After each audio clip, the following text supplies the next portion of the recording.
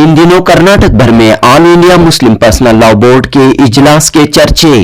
मुसलमाना ने कर्नाटक के लिए फख्र व एजाज की बात। मुस्लिम पर्सनल लॉ बोर्ड की तारीख में तीसरी मर्तबा शहर गुलिस्तान बेंगलुरु को मुस्लिम पर्सनल लॉ बोर्ड के सालाना इजलास की मेजबानी का शर्फ हासिल हो रहा है। आने वाले हफ्ता और इतवार 23 और 24 नवंबर बेंगलुरु में all India Muslim personal law board का सालाना इजलास मुनक्कद हो रहा है। इस इजलास के सिलसिले में सीनियर सहाफ़ी अब्दुल खालिक ने रोजनामा पासबान में शाया अपने कॉलम और मैं देखता चला गया में रोशनी डाली है। अब्दुल खालिक लिखते हैं, मुस्लिम पर्सनल लॉ बोर्ड के इजलास की तैयारियां। मैंने देखा बेंगलुरु में 23 नवंबर को all India Muslim personal law board का इजलास होने जा रहा है, जिसमें मुल्क की मुमताज शख्सियात शिरकत कर रहे हैं।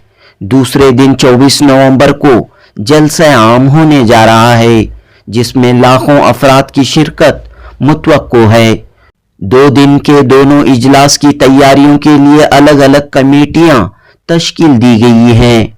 मुल्क भर से आने वाले मेहमानों के क़याम ताम का इंतज़ाम दारुल उलूम सबील रशाद में किया गया है।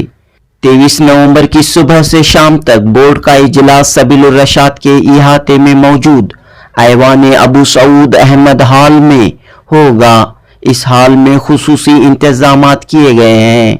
23 नवंबर की सुबह से शाम तक अलग अलग मौज़ूआत पर अलग अलग नशिस्तें मुनक्कद होंगी।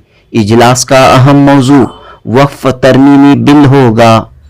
मैंने देखा 24 नवंबर को शहर के कुद्दूस साहब ईदगाह मैदान में जलसे आम होगा, जिसमें लाखों अफराद की शिरकत मुतवक्को है।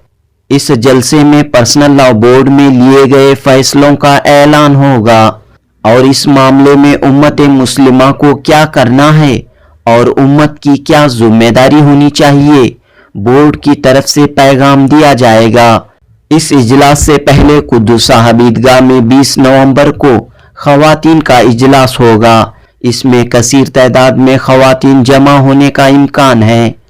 मैंने देखा all India Muslim personal law board के 2 रोज़ा इजलास और खवातीन के इजलास को कामयाब बनाने और मुसलमानों में बेदारी पैदा करने के लिए जगह जगह मीटिंगें हो रही हैं।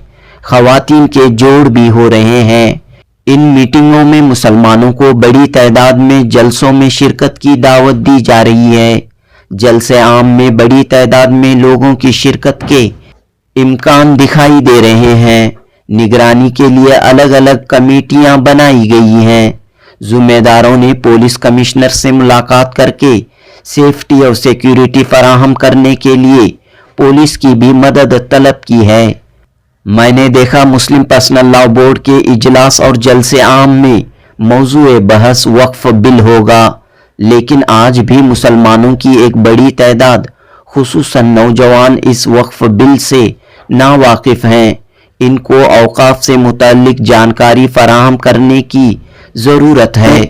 इस सिलसिले में लोगों को बताया जाना चाहिए कि वक्फ बिल के ख़तरनाक मकासिद हैं। बिल पास होकर कानून बन गया तो मरकजी हुकूमत को इख्तियार मिल जाएगा कि वो मुल्क भर में फैली औकाफी इमलाक को हड़प सकती है, वक्फ इदारों को तबाह कर सकती है। अगर वक्फ बिल पास हो गया तो CAA, NRC और दीगर कवानीन को पास करने में हुकूमत को कामयाबी मिल जाएगी। इन तमाम बातों से उम्मत को आगाह करने की, बेदार करने की ज़रूरत है। बशुक्रिया रोजनामा पासबान, सीनियर सहाफ़ी अब्दुल खालिक, जुनूबी हिंद न्यूज़ रिपोर्ट।